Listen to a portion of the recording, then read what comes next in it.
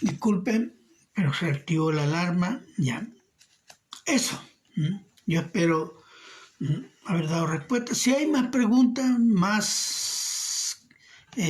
preguntas sobre, pueden mandarlas a la página de la iglesia, a IBGD Quilicura, y estamos viendo, estamos en contacto, que aquí no veo nada. Hermanos, gracias. Sí, aquí estamos ya. Así que dejamos hasta acá. Si hay otras preguntas o más preguntas, usted, por favor, mándela a IBGD Quilicura para poder seguir discerniendo la palabra de Dios. Ahora vamos a pasar al culto. Vamos a... Eso. Bien, hermanos. Permiso.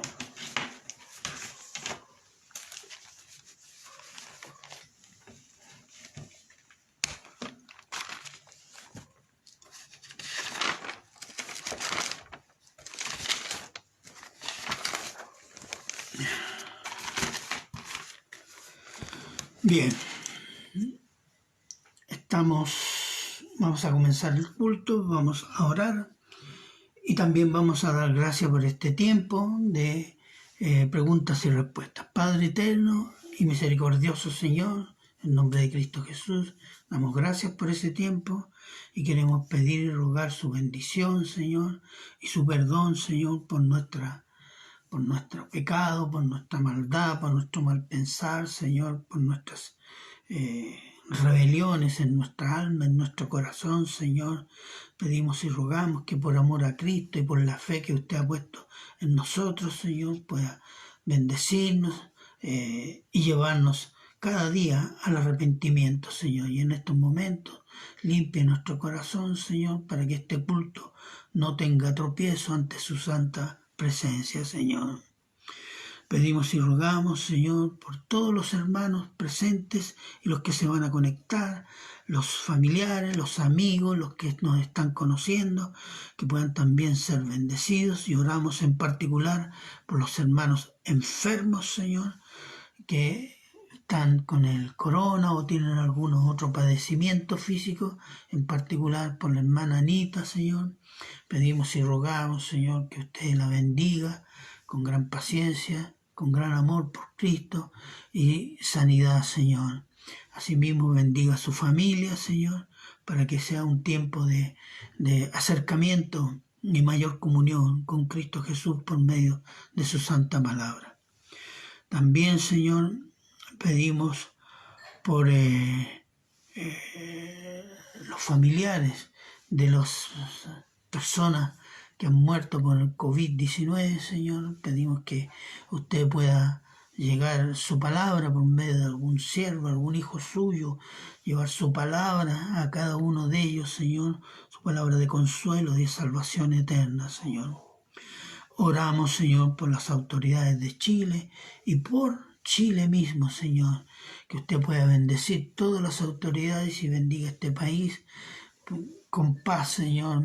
Hay ánimos exaltados, hay ánimos de guerra, hay ánimos de desorden, Señor. Pedimos y rogamos que usted, Señor, en su infinita misericordia pueda ayudarnos en eso, Señor, poner paz en los corazones y que todos los problemas, Señor, puedan vivirse en hermandad y resolverse como nación libre e independiente.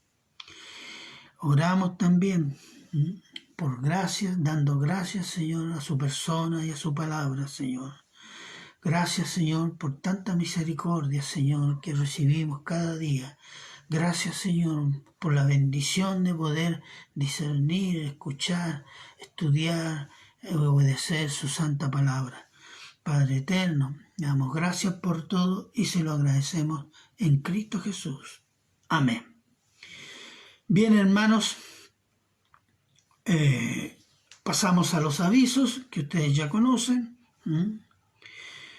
Brevemente, lea y estudie y obedezca su Biblia. Amén. Levante un dedito, eso significa amén. Amén. Gracias. Ore por los hermanos y sus enemigos y ore por Chile. Porque es necesario orar por Chile en estos momentos. En Chile hay nubes negras, no en el horizonte, encima de Chile. Ya están las nubes negras acá. Y no hablo de pandemia. Predique el Evangelio en toda oportunidad que se le presente. Por internet, fuera de internet, de palabra, etc. Y ofrende para la gloria de Dios. Ofrendar es una forma de alabar a nuestro amado Señor. Y les recuerdo también que están las clases de Génesis y Romanos. Hoy una a las 6 de la tarde y el viernes a las 8 de la tarde.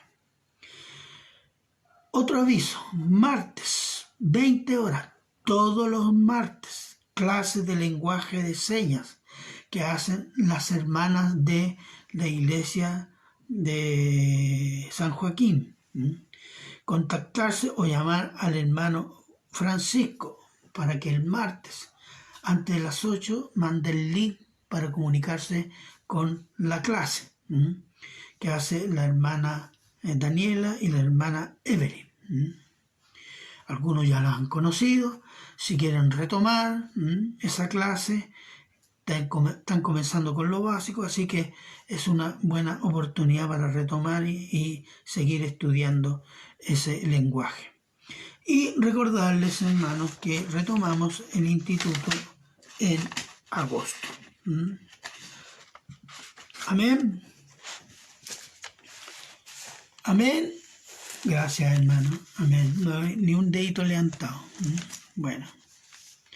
Bien, hermano. Perdón por esto. Hoy día quiero exponerles un tema especial. Y lo llamo especial porque ha sido un tema polémico dentro de la iglesia evangélica en los últimos años. Y es sobre diezmos y ofrendas. No hay mucha claridad sobre esto y quiero introducirme haciendo algunas apreciaciones reales, que son las que vivimos o estamos viviendo desde hace bastante tiempo. Uno de los argumentos del mundo secular para deshonrar y desprestigiar la iglesia evangélica, al cristianismo y a Cristo, es la cuestión de los diezmos y ofrendas a los pastores, porque dice que eso va para los pastores. ¿Cuál es el problema? El problema es que la cuestión de los diezmos y ofrendas a los pastores ha llegado a ser un escándalo, hermano. Ha llegado a ser un escándalo. Tan grande como a los escándalos de los ladrones de cuello y corbata. Esos que se roban bancos enteros y no van a la cárcel. Así hemos sabido que tenemos pastores que tienen un sueldo de 30 millones de pesos y usan el nombre de la iglesia para hacer negocios personales sin pagar impuestos. Ustedes los conocen, ¿no? No están muy lejos.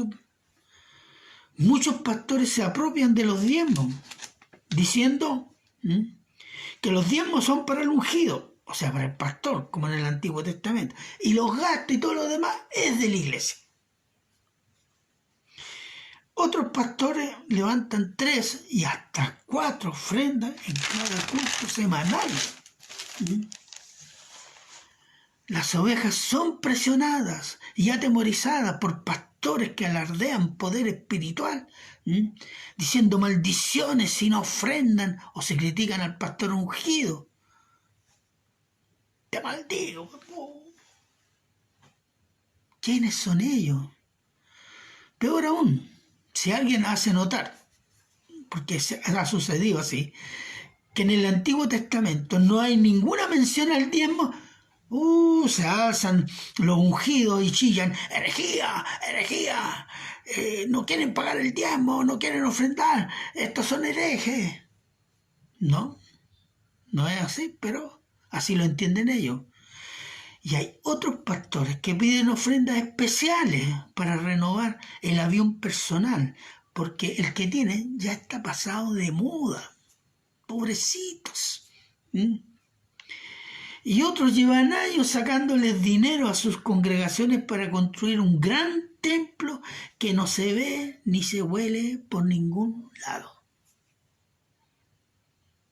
Muchos de estos casos han sido un festín en la prensa secular y escupen sobre la iglesia, sobre Cristo, y dan tribuna a pastores liberales que andan de acuerdo con el mundo. Esto ha traído mucha confusión, hermano, y desconfianza sobre los pastores, las iglesias y sobre el dinero de ofrendas y diezmos. Y muchos cristianos no ofrendan o dan lo que les sobre, porque creen que las ofrendas y diezmos son solo para el pastor, si las vaya a dar el pastor, si que trabaje, que haga algo. Así es, ¿no? Y déjeme un paréntesis. Los bautistas, anteriormente hablamos de los bautistas, etcétera, pero los bautistas en todas sus confesiones y en todas sus discusiones, nunca aparece la cuestión del diezmo y la ofrenda. Para ellos no era un tema de discusión. Había que ofrendar y punto, según su propio corazón. Esto aparece, ¿sabe?, en la Iglesia Bautista o la denominación bautista en 1963. Aparece la discusión. Si diezmar, cómo diezmar, etc.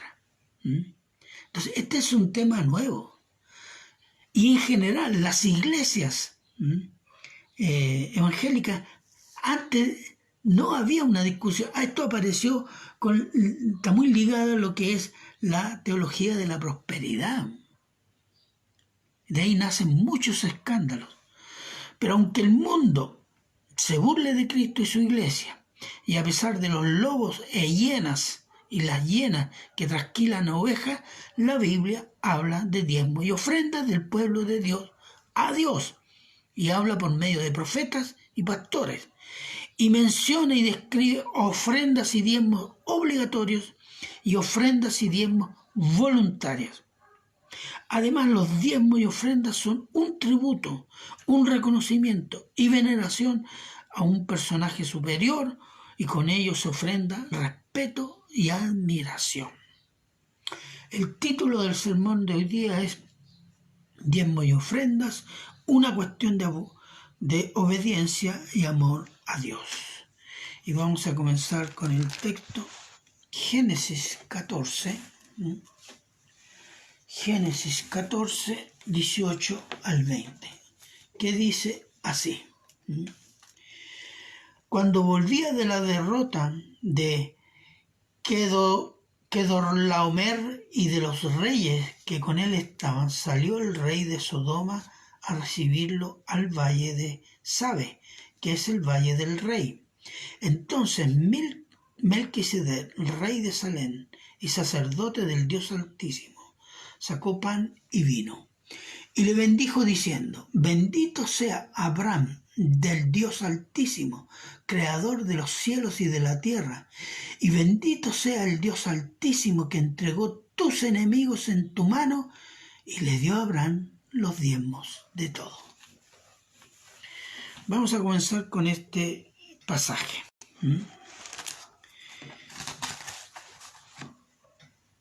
Una de las cosas que vamos a dividir este tema, los diezmos antes de la ley, los diezmos durante la ley y los diezmos después de la ley. Y comenzando con este pasaje que nos da algunas pistas. Primero, Melquisedec, su nombre significa rey de justicia. Y él era rey de la ciudad de Salem, rey de Salem, que significa paz. ¿Cuál era la ciudad de Salem? La ciudad de Salem es la ciudad antigua, muy antigua, que después de varios siglos se llamaría Jerusalén hasta hoy. Entonces Melquisedec es rey de justicia y de paz. Además de rey, dice el versículo, el pasaje es sacerdote. Es decir, es un hombre de Dios, del Dios Altísimo, Elohim, que significa todopoderoso y soberano. Como rey gobierna Melquisedec, como rey gobierna a los hombres. Y como sacerdote es intercesor de los hombres ante Dios. Y este rey y sacerdote se presenta a Abraham con pan y vino. Hermanos, pan y vino en ese tiempo eran los alimentos habituales. No tienen nada extraordinario. En el tiempo de Jesús el pan y el vino eran alimentos naturales. Pero cuando se invita a alguien a compartir pan y vino, significa invitarlo a la comunión, a la amistad. Entonces, cuando Melquisedec llega con pan y vino a Abraham, lo está invitando a la comunión con él. Pero hay tres cosas que le dice Melquisedec a Abraham. Primero, bendice a Abraham y le señala como posesión de Dios. Le dice Abraham, que es de Dios. Veamos el versículo donde dice pan y vino. Y le bendijo diciendo, bendito sea Abraham del Dios Altísimo, posesión de Dios.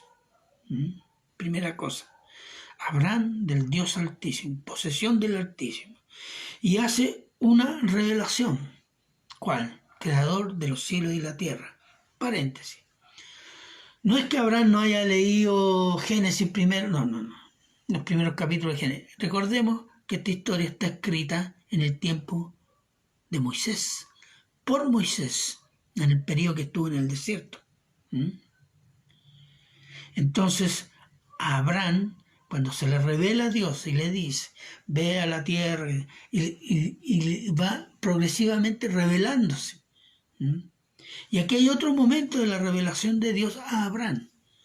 Y a través de Melquisedec le dice, el Dios tuyo es un Dios creador de los cielos. Y además, le revela otra cosa.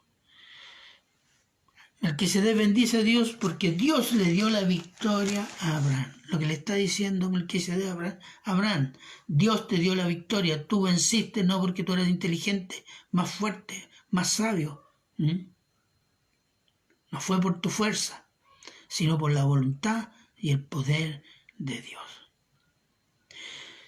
Abraham, ¿qué hace? Escucha, acepta y se somete. ¿Cuál es la señal de su sometimiento? Honra a Dios, diezmando lo mejor del botín. Porque delante de él está un hombre de Dios. Es decir, él reconoce la autoridad divina de este personaje. Y él la honra diezmando. Está diezmando a Dios en la persona de Melquisedec. Veamos Hebreos 7:4. Lo voy a leer. El autor de Hebreos está explicando la superioridad de Cristo, de los ángeles, la superioridad de Cristo, a los sacerdotes, la superioridad de Cristo, de los sacrificios, etc. Y dice, considerad pues cuán grande es este Melquisedec, a quien aún Abraham, el patriarca, dio los diezmos de todo. ¿Qué significa? Que el sacerdocio, y es de Cristo, no es el sacerdocio arónico, es un sacerdocio eterno, tipo Melquisedec. Entonces, notemos que Abraham aquí, y usted lo lee en la Biblia, está Abraham, que significa Padre exaltado. Después será Abraham, Padre de muchos. Entonces la ofrenda de Abraham a Melquisedec es voluntaria. No había ley que dijera, tú tienes que diezmar cada cierto tiempo, tanto. No, no existe eso. Voluntariamente, por la admiración, por lo que estás recibiendo, agradece y diezma a Melquisedec. Esta es una costumbre en ese tiempo, que se diezmaba a los reyes. Cuando uno se presentaba a un rey y quería solicitarle algo, llevaba un diezmo de lo mejor que tenía. Un embajador de un reino a otro reino también llevaba un diezmo de lo mejor que tenía. Y así se usaba. Había un diezmo también por descargar productos de un barco, etc. Era una forma habitual, pero no era un mandato de ley, que a los reyes había que diezmarlos cada cierto tiempo. Melquisedec es el tipo de sacerdocio de Cristo. No es Cristo preencarnado, sino un tipo. ¿Qué significa un tipo? Una figura. Por ejemplo, José, hijo de Jacob. ¿Qué sucedió con José, hijo de Jacob?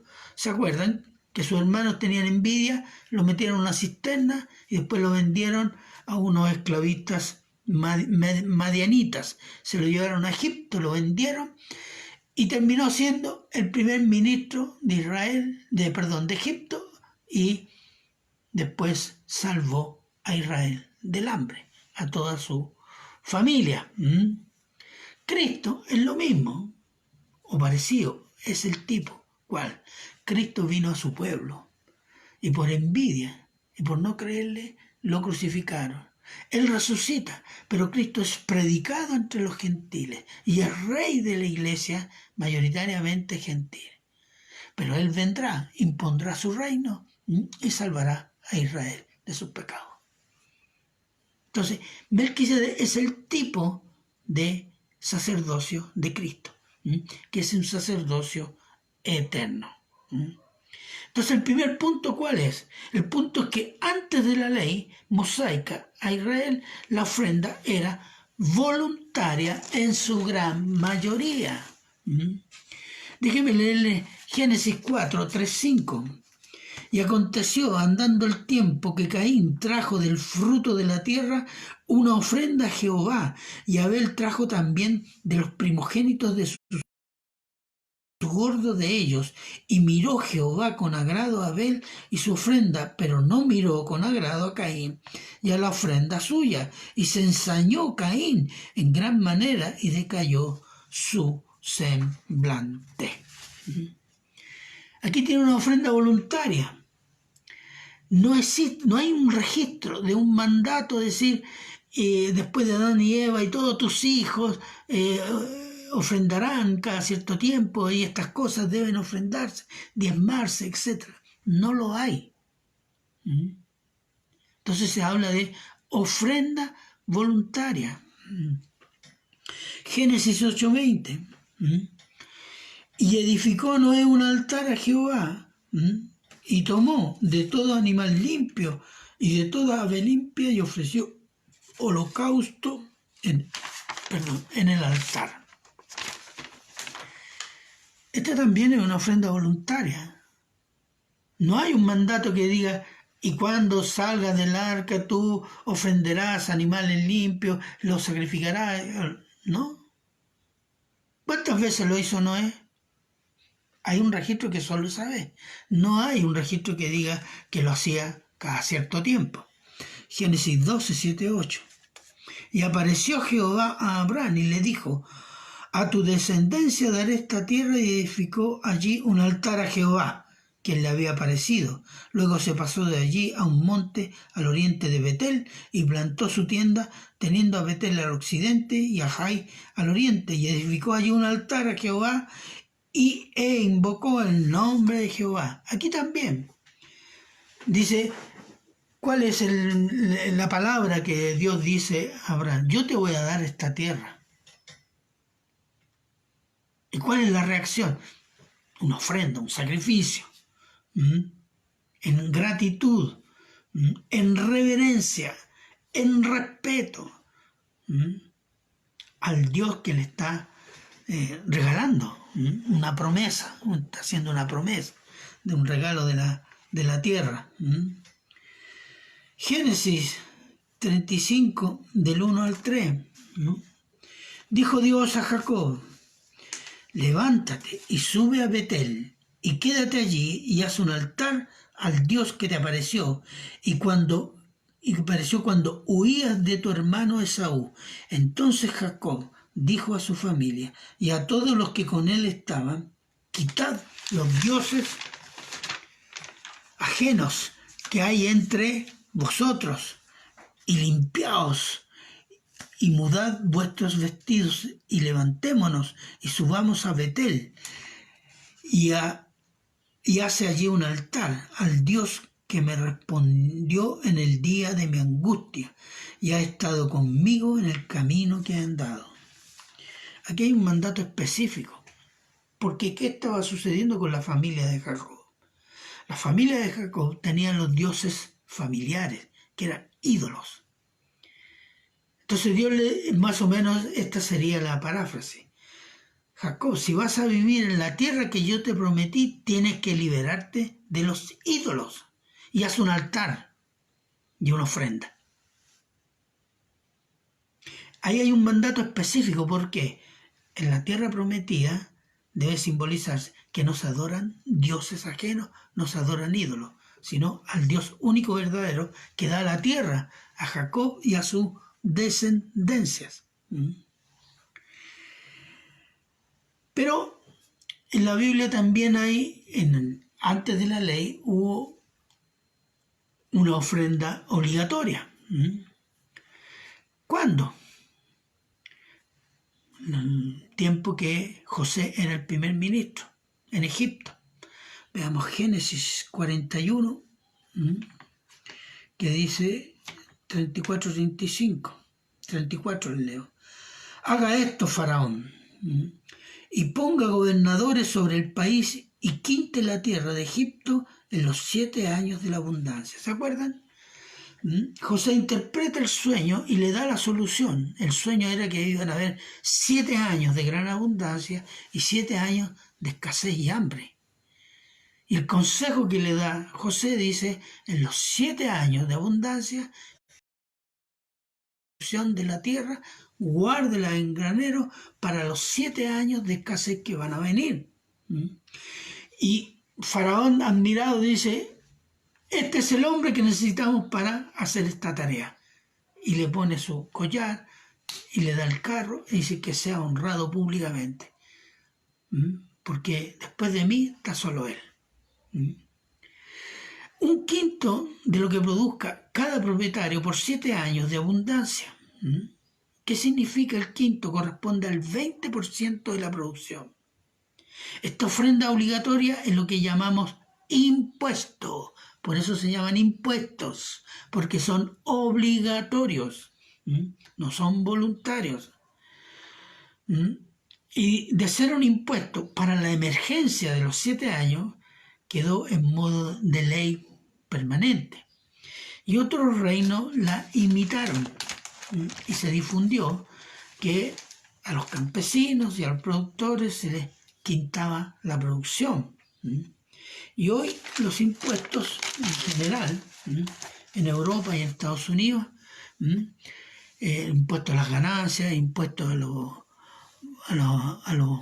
¿cuánto se llama? Lo que se produce, etcétera, giran en torno a un 20%. Entonces tenemos esta excepción, por lo menos en el registro bíblico, de que las ofrendas y ese sacrificio eran voluntarias, o el diezmo que dio Abraham a Melquisedec era voluntario. No hay una ley establecida, pero sí había un principio de respeto y admiración que se demostraba diezmando o ofrendando o sacrificando algún animal para la gloria de esa persona. 2. La ley. Aquí hay unas condiciones por qué el diezmo es obligatorio en Israel. El pueblo de Israel recibió la ley de Dios por medio de Moisés en el monte Sinaí. Y años después Israel entró a Canaán a tomar posesión de la tierra prometida. Estos dos hechos transformaron al pueblo de Israel en una nación de Dios en medio de las naciones del mundo. ¿Qué caracteriza una nación? Una nación caracteriza de tres cosas: una cultura y costumbre y tradiciones comunes, un territorio delimitado, un territorio común que es delimitado, o sea, fronteras, y una constitución fundamental, una ley fundamental, que es la constitución. Israel recibió la constitución en el desierto, que se llama la ley de Dios. Su territorio, la tierra prometida.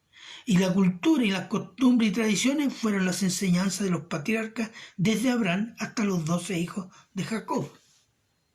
¿Se fija? Eso conforma una nación y vamos a tenerlo presente después para la iglesia. La ley de Dios constituyó ¿qué cosa? Sacerdotes. Un templo y sacerdotes para ministrar en el templo. Enseñar la ley al pueblo y servir a Dios en el templo. Sacrificios, ofrendas, etc. Y se constituye también un gobierno civil junto a un consejo de ancianos para administrar y resolver las cuestiones económicas, cuestiones de propiedades, cuestiones de injusticia, etc. Y estas se resolvían a la luz de la ley de Dios. Es decir, hermanos, la nación de Israel era un estado teocrático. ¿Qué significa? Gobernado por Dios por medio de su ley. ¿A través de qué? De un cuerpo de sacerdotes.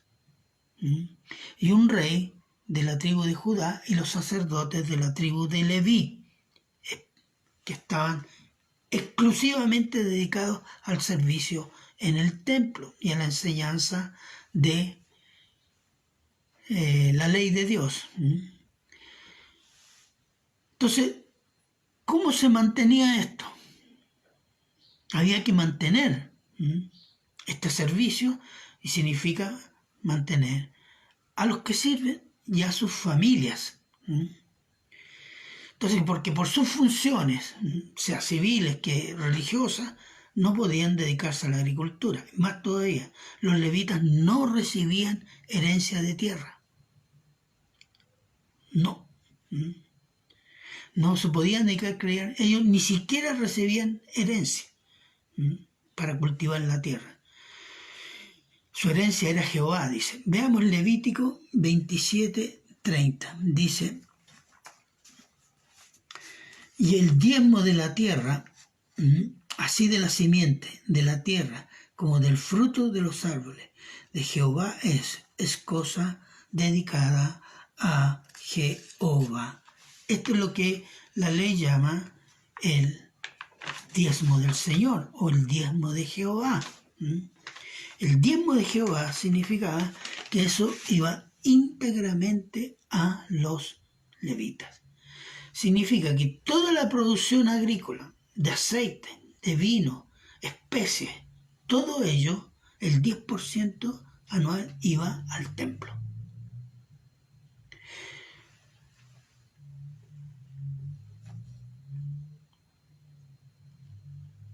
El diezmo de Jehová. Después están números, veamos, números 18, 20, 21, dice: y Jehová dijo a Aarón.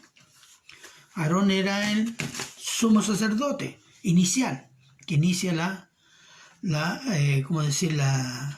estirpe de sacerdotes en Israel. De la tierra de ellos, o sea, de los demás tribus de Israel, no tendrás heredad, ni entre ellos tendrás parte. Yo soy tu parte y tu heredad en medio de los hijos de Israel. Y aquí, yo he dado a los hijos de Leví, es decir, toda la tribu de Leví, todos los diezmos en Israel por heredad, por su ministerio, por cuanto ellos sirven en el ministerio del tabernáculo de la reunión. Eso es. Por cuanto ellos sirven. Dios, todos esos diezmos por ley iban a Dios, van al templo, al servicio de Dios por medio de los levitas. Eso era ley, hermano. Era ley. Eso no era voluntario. Deuteronomio 14, 22, 23. Y dice, indefectiblemente diezmarás todo el producto del grano que rindiere tu campo, cada año, y comerás,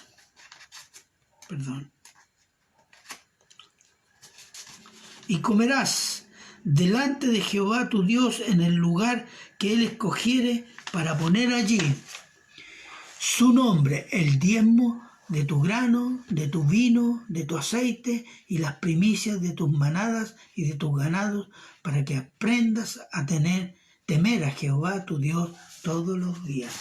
Este se llamaba el diezmo de las festividades. Y era un diezmo obligatorio, en donde una parte de los diezmos, sobre todo animales, se comían en un lugar, cada ciudad, junto con los pobres y los levitas que vivieran en aquella ciudad. Cuando habían las fiestas, y todo ese diezmo después era usado para las fiestas nacionales, Yom Kippur, etcétera, de expiación, de los tabernáculos, etcétera, todas las fiestas. Entonces ya tenía un segundo diezmo, 2 diezmos en el año. Y pues, ¿qué más tienen? 14:28. 14:28. Al fin de cada 3 años sacarás todo el diezmo de tus productos de aquel año y lo guardarás en tus ciudades. Este diezmo, en ese tercer año, además de los 2 diezmos, había un tercer diezmo en el tercer año. ¿Para qué era? Ese era un diezmo que se llevaba al templo para alimentar a los pobres. Los pobres, los inválidos, los enfermos, las viudas, los extranjeros, los viejos, etc. Entonces, ¿cuánto llevamos? Estamos en torno a casi, normalmente, 23-24%, y cuando se da el diezmo de los pobres, que así se llama, se da ¿cuánto? Un 30% o 33% o 34%. Es decir, los israelitas tenían 2 diezmos al año más un diezmo cada 3 años, lo cual el diezmo podía llegar en un año al 30% de lo que producían. Entonces no era solo el diezmo, 10%. Esto era ley, hermanos. Esto no era voluntario. Esto era ley. Después estaban las primicias de la tierra y de los animales, que consistía en ofrendar la primera cosecha de la tierra y la primera cosecha de animales, del ganado, que eran de Jehová,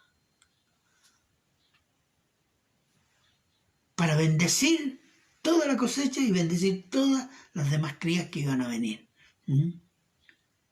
Entonces eso se llamaba la ofrenda de las primicias. El agricultor no sabía si iba a tener una buena cosecha, pero por confianza en Dios, por fe en Jehová, decía, voy a dar a Jehová porque sé que me va a bendecir, esto es para él porque es lo mejor. Números 18:21. Lo tenía acá, déjenme buscarlo acá, que lo había. Se fijan que decir, los diezmos, no es tan fácil. Y a veces por no entender las escrituras y por no leer, estamos hablando cosas que no tenemos idea. El 18:21, cuando dice, he aquí, yo he dado a los hijos de Leví todos los diezmos de Israel por heredad de su ministerio, tabernáculo, y no se acercarán más los hijos de Israel al tabernáculo de reunión hasta que no lleven pecado por el cual mueran. Mas los levitas harán el servicio del tabernáculo de reunión y ellos llevarán su iniquidad, estatuto perpetuo para vuestros descendientes, y no poseerán heredad entre los hijos de Israel. Eso es...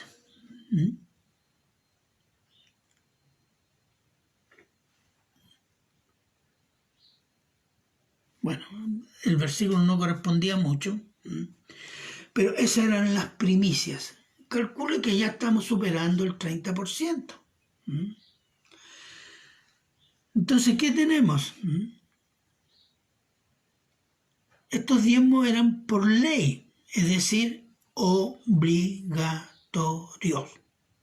Eran impuestos para la mantención del Estado teocrático de Israel. Después estaban las ofrendas voluntarias, que podían ser otras cosechas, otras primicias, y las ofrendas de animales por el pecado, por la reconciliación, para los ritos de pureza. Siempre había que ofrendar. ¿Se acuerda? José y María, que llegaron al templo, al tiempo de la purificación, y como no eran pobres, que llevaron palomas. Ofrendaron palomas. Otros que vivían lejos del templo cuando tenían que ir a las fiestas, diezmaban y lo vendían, y el dinero lo llevaban al templo. Otros llevaban el dinero y compraban en el templo para ofrecer, etc. Entonces, estas cosas eran por ley y habían ofrendas voluntarias. Hay que agregar que durante la cosecha por ley no se debía cosechar las esquinas del terreno, ni se recogían las espigas que caían por tierra. ¿Por qué? Porque estas eran dejadas para los pobres, los inválidos, los enfermos, los extranjeros, los viudos, los enfermos. ¿Se acuerda cuando el Señor Jesús y sus discípulos dice, y tomaron del grano y lo refregaban con las manos y comían? Eso eran. Habían cosecha, se podían, la esquina de los terrenos sembrados quedaban ahí y cosechaban los pobres. Y además, cada 7 años la tierra no era cultivada, se le daba descanso a la tierra, cada 7 años. Y esto por ley, hermanos, estamos hablando por ley. Pero Israel no dio descanso a la tierra cada 7 años. ¿Por cuánto? Por 490 años. Y Dios cobró a Israel la violación de su ley sobre el descanso de la tierra.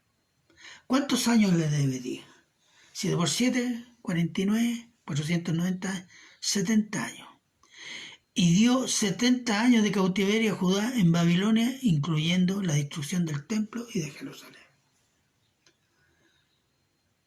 Eso era ley, hermano. Y como no respetaron, Dios cobró su ley. ¿Y por qué no lo respetaron? Por ambición, por avaricia y por idolatría. Entonces, y el no cumplimiento de las leyes, ¿qué significa? Significa castigo, maldiciones de Dios. Hay muchos ejemplos, no los voy a citar. Cuando Dios les dice, cultivan y no producen lo necesario, etc. No hay bendición, solo maldición. Entonces, si entendemos que decimos, la iglesia debe diezmar como Israel, bueno, entonces tendríamos que, si sacamos estas cuentas, tendríamos que diezmar por lo menos el 35%. Y ahí algunos empiezan a sacar cuentas y dicen, no, que no, eso no es justo, no es justo. 3. La iglesia. La iglesia de Cristo es un pueblo formado de personas creyentes de todas las naciones, de todas las razas, de todas las lenguas que hay en la tierra. Y tiene un rey, que es Cristo. Y la ley de la iglesia es el evangelio de Cristo. Y no tiene territorio asignado ni prometido, sino una promesa de la herencia y coherencia con Cristo. Vamos a Romanos 8:17 y se lee: y si hijos, también herederos, herederos de Dios y coherederos con Cristo, si es que padecemos juntamente con Él, para que juntamente con Él seamos glorificados. Los cristianos en la gloria son herederos y coherederos de todo lo que hereda Cristo, hermano. ¿Y qué es lo que hereda Cristo? Todo. Porque todo es de Él. Mira lo que dice 1 Corintios 21:23, y dice el apóstol Pablo, cerrando el debate sobre la división: yo soy de Cefa, yo soy de Pablo, yo soy de este, yo soy del otro, yo soy de Paul Washer, yo soy de Gigi Ávila, ¿no? Así que ninguno se gloríe en los hombres, porque todo es vuestro. Sea Pablo, sea Apolos, sea Cefas, sea el mundo, sea la vida, sea la muerte, sea lo presente, sea lo porvenir, todo es vuestro, y vosotros de Cristo y Cristo de Dios. Esto se está dirigiendo a la iglesia, hermano. Por Cristo nosotros somos partícipes de una herencia y cogobernar con Cristo. La iglesia, a diferencia de Israel, está establecida en países diferentes de todo el mundo. Y los cristianos están bajo leyes del Estado secular de esos países. Y la iglesia es llamada a obedecer las leyes de ese Estado y a pagar los impuestos. Romanos 13:1. Sométase toda persona a las autoridades superiores, porque no hay autoridad sino de parte de Dios, y las que hay por Dios están establecidas. Y en 1 de Pedro, capítulo 2, versículos 13 y 14, por causa del Señor, someteos a toda institución humana, eso incluye gobierno, ya sea al rey como a superior, ya a los gobernadores como por él enviados, para castigo de los malhechores y alabanza de los que hacen el bien. Ahí el apóstol Pablo y el apóstol Pedro coinciden en algo: sometimiento a las autoridades. No dice si son autoridades cristianas, sometas. Si son autoridades incrédulas, impías, sanguinarias, paganas, no las obedezca. Recordemos que el apóstol Pedro está escribiendo esto durante la persecución de Nerón. Nerón era un personaje, emperador Nerón, un tipo completamente degenerado. Entonces no está diciendo desobedezcan a Nerón, que persiga a los cristianos. No, sométase a todo. Recordando que si una autoridad dice no prediquen el evangelio, como le dijeron al apóstol Pedro y a Juan, que le dijeron: no prediquéis más en ese nombre. Es como si ahora nos dijeran: no prediquen que Cristo condena a los homosexuales. No, prediquen que los homosexuales se van al cielo. Es mentira, ¿cierto? ¿A quién tenemos que obedecer? A Dios, antes que a los hombres, en ese sentido. La iglesia, a diferencia de Israel, está establecida y debe pagar los impuestos. Evadir impuestos ante una autoridad, porque los gobiernos están instituidos por Dios, ¿o no? Algunos dicen que no, entonces quieren instituir el gobierno de la iglesia. Bueno, allá ellos. La iglesia de Cristo no tiene, primera cosa, un templo, ni una casta sacerdotal que se ocupe esencialmente de los sacrificios y enseñanza como en Israel, porque Cristo es el Cordero que quitó el pecado del mundo y murió una vez y para siempre. Y después de eso no hay más sacrificio, porque su sacrificio tiene efectos eternos para salvación eterna. No es necesario mayores sacrificios. No es necesario un templo. ¿Por qué? Primero porque toda la iglesia es profética. Somos todos profetas. Amén, gloria a Dios. ¿Por qué?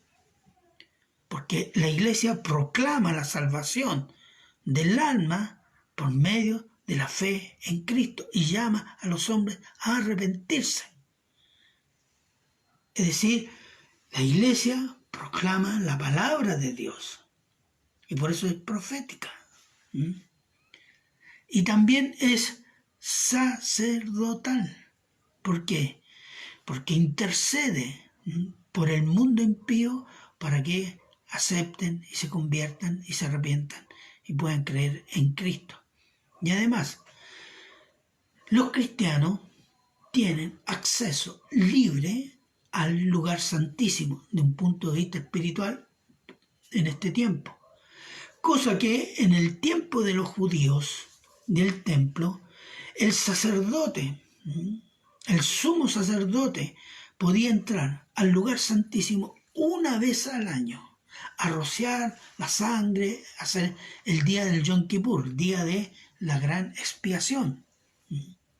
Y al sacerdote había que amarrarle los pies con un hilito, porque si se moría dentro nadie podía entrar al lugar santísimo. Entonces había que tirarlo, el cadáver, porque algunos morían por el pecado. Así es santísimo, por eso se le llama lugar santísimo.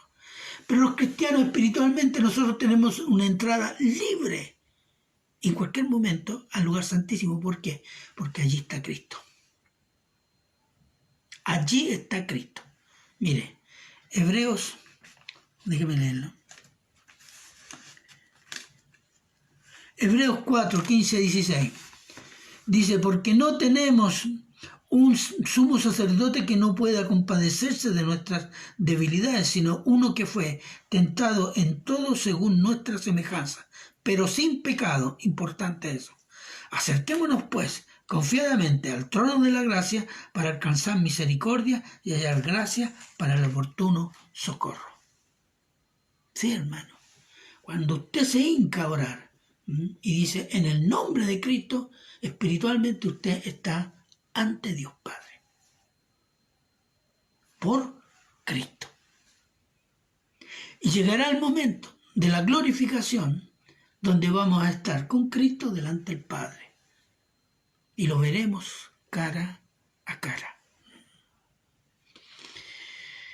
Entonces, y ese acerquémonos no es para el pastor, no es para el obispo, no es para el apóstol. Ahora hay puro apostolón nomás. Sino que es para todo cristiano, sea hombre, sea mujer. Y lo podemos hacer por Cristo. Y por Cristo estamos ante el Padre soberano en forma espiritual y por Cristo estaremos físicamente ante el glorioso trono del Padre. Hermanos, en el Nuevo Testamento no hay un mandato explícito a diezmar por ley. Es decir, no hay ley de impuestos, hermano, porque la iglesia no es un estado teocrático. ¿Significa esto que no hay que dar nada? No. Lo que no significa que los cristianos no deben ofrendar, no, sino que toda ofrenda del cristiano es voluntaria. Y esa voluntariedad nace y crece del amor que tengamos por Cristo Jesús. Y aquí yo tomé un pasaje que me ayuda a entender esto y que lo podemos ampliar. Y se lo leo. 2 Corintios 8:1-5. Asimismo, hermanos, os hacemos saber la gracia de Dios que se ha dado a las iglesias de Macedonia, que en grande prueba de tribulación, la abundancia de su gozo y su profunda pobreza abundaron en riquezas de su generosidad. Pues doy testimonio de que con agrado han dado conforme a sus fuerzas y aún más allá de sus fuerzas, pidiéndonos con muchos ruegos que les concediésemos el privilegio de participar en este servicio para los santos, y no como esperábamos, sino que asimismo se dieron primeramente al Señor y luego a nosotros por la voluntad de Dios. Aquí hay algo clave, hermanos. Hay algo clave. Primero, la generosidad del cristiano no está relacionada con la riqueza, con lo mucho o con lo poco que tengo, sino que está relacionada a cómo entendemos la ofrenda. ¿Cómo la entendieron los hermanos de Macedonia? Un privilegio espiritual, el privilegio de servir. Eso. Sirviendo a los hermanos, yo estoy honrando a Dios. Y la condición para ser generoso en ofrendar es primeramente ofrendarse a sí mismo. Ahí está la clave, hermano. Yo encontré que este pasaje es la clave. Se lo escuché a un pastor y dije, eso es. Ofrendarnos como sacrificio vivo, santo y agradable a Dios, que es nuestro culto lógico. Eso está en Romanos 12:1. Culto lógico, culto racional, culto, ¿qué puedo decir? Que no hay alternativa. ¿Por qué? Por las inmensas misericordias de Dios, que por Cristo nos han sido regaladas y ya no somos de nosotros mismos. Nosotros tenemos que asumir algo, hermano, que nosotros ya no somos de nosotros mismos. Primera de Corintios, voy a leerle, 6, 19, 20. Dice, escribe el apóstol, ¿o ignoráis que vuestro cuerpo es templo del Espíritu, el cual está en vosotros, el cual tenéis de Dios, y que no sois vuestros, porque habéis sido comprados por precio? Glorificad pues a Dios en vuestro cuerpo y en vuestro espíritu, los cuales son de Dios. Si mi espíritu y mi cuerpo son de Dios, todo lo que yo soy, todo lo que yo tengo, es de Dios. Ese es el gran tema. Entonces, hermanos, el tema no es lo que tengo que ofrendar, no es lo que tengo que diezmar, sino que la pregunta es al revés. Señor, ¿cuánto me permites dejarme de lo que tú has permitido y me has regalado, de mi sueldo, de la entrada de mis negocios, lo que sea? Ese debe ser el razonamiento. Porque todo lo mío es de Cristo. Entonces la ecuación es a la inversa. No es que yo le estoy dando a Dios o a la iglesia o al pastor. Si todo es de Dios, Dios me lo ha dado y yo me quedo con una parte para vivir y el resto es de Dios. ¿O no? Pero eso, cuando llegamos a pensar así, es porque cuando yo he ofrendado mi vida en todos los aspectos, en mi pensar, en mi sentir, en mi voluntad, mi familia, mi trabajo, mis proyectos, todo está en manos de Cristo. Hay alguien. Pues nosotros pensamos que nosotros estamos dando, reconocemos que es de Dios, pero nosotros, no, nosotros no damos nada. Dios ha permitido que ganemos, obtengamos, porque nos ha sido regalado por su misericordia, por su gracia, porque ama a Cristo. Y nosotros estamos en Cristo. Esa debe ser la inversión del cristiano. Por eso usted no va a ver en el Nuevo Testamento un mandato de diezmo. ¿Dónde aparece la palabra diezmo? En los evangelios. Porque Cristo está viviendo bajo la ley, pero no aparece en las cartas.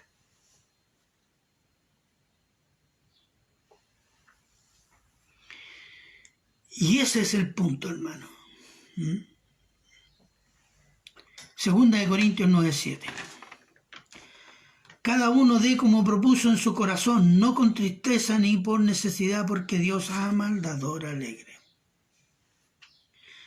Eso es cuando nosotros nos ofrendamos a Dios por medio de Cristo y pensamos que todo lo que yo tengo es de Dios y de Cristo y Él me ha permitido, me lo está regalando, me lo está prestando, me lo da con mayordomía para que yo viva, entonces yo doy con gozo. Porque estoy en manos seguras.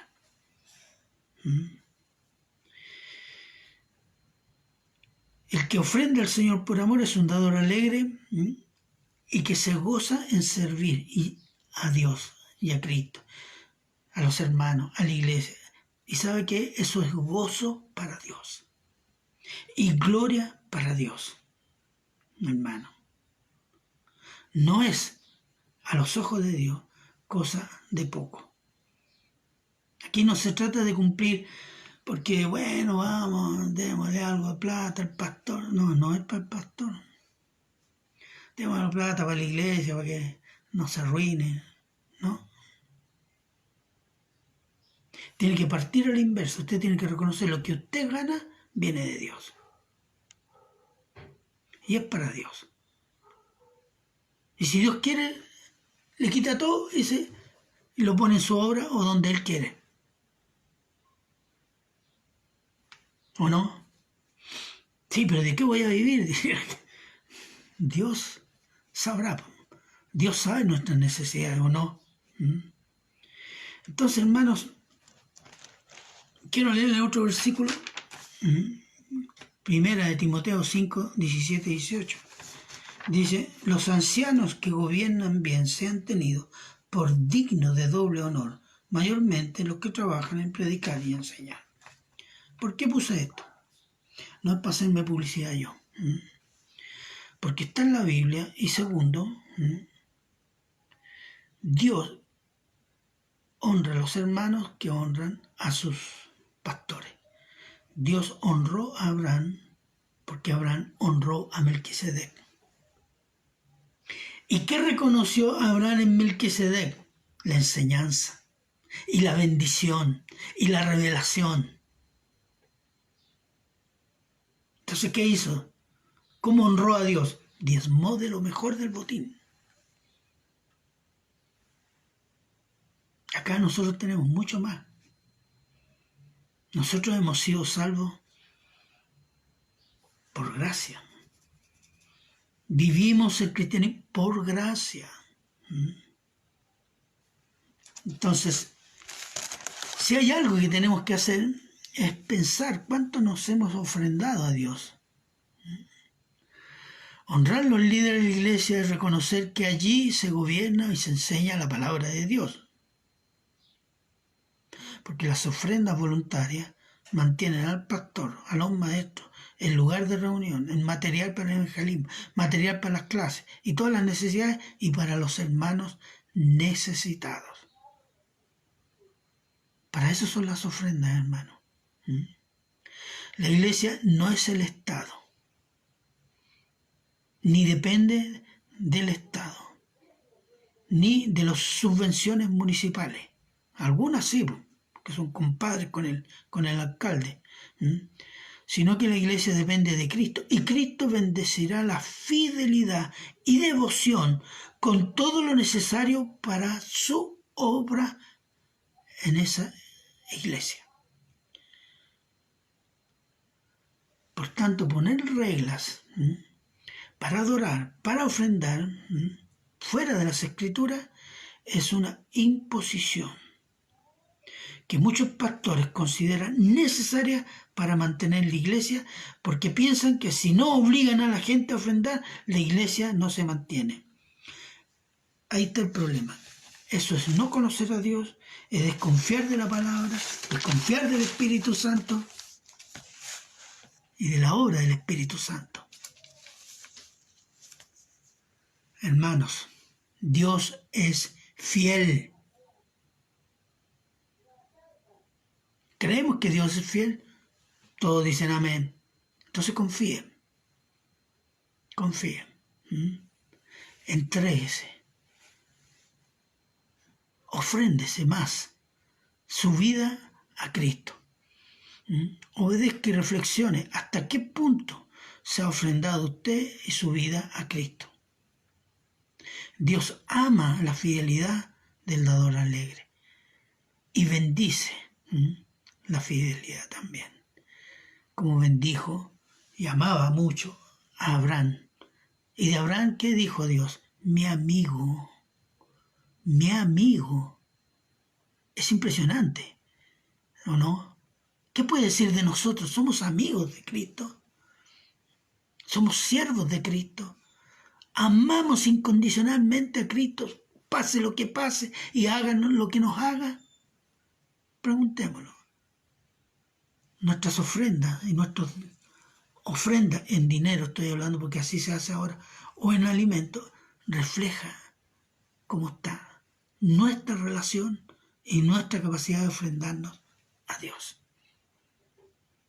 Medite estas cosas, hermano. Nosotros tal vez estamos en deuda con nuestro Señor. Cada uno de nosotros debería reflexionar. Eso me incluye a mí también. Incluye a cada uno. Ante Dios somos todos hijos con diferentes responsabilidades, pero hay una responsabilidad común: ofrendarnos completamente a Cristo, nuestro único Señor y Salvador. Oremos, hermanos. Padre eterno, Padre misericordioso, en nombre de Cristo Jesús, damos gracias, Señor, por este tema, Señor, que revisando y estudiando las Escrituras hemos llegado a este entendimiento, sobre todo en el Nuevo Testamento. Usted nos da el ejemplo de los hermanos de Macedonia, que siendo pobres y perseguidos, ellos ofrendaron su vida, sus personas, llegando a ofrendar más allá de sus fuerzas y de su pobreza. Damos gracias, Señor, porque esa es una obra que hace usted cuando somos fieles y devotos a su santa persona. Padre eterno, bendíganos, Señor, con el don del arrepentimiento de cada día. Muchas cosas tenemos que, de las cuales tenemos que arrepentirnos, Señor. Nuestra mezquindad, nuestra falta de entendimiento, nuestra pereza. Pedimos y rogamos, Señor, que su Espíritu Santo en nosotros nos ayude, nos esfuerce en la gracia que es su palabra y su bendición.